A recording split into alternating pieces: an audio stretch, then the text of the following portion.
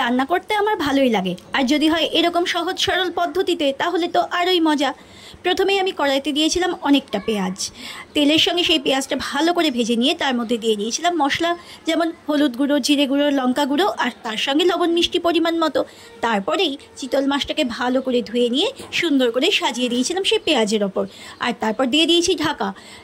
এইভাবেই ঢাকা দিয়ে মাছটা রান্না করতে হবে।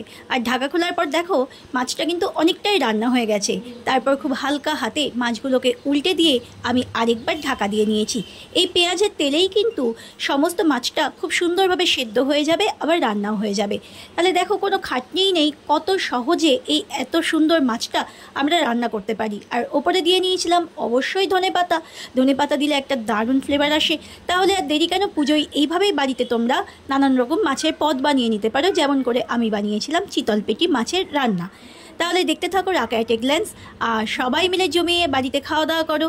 বাড়িতে খাওয়া দাওয়া করলে তো সত্যিই মনটা ভালো থাকে, পেটটাও ভালো থাকে। তাহলে আর দেরি কেন, চলে এসো আমার চ্যানেলে, সাবস্ক্রাইব করো এবং সঙ্গে থাকো রাকা অ্যাট এ গ্ল্যান্স।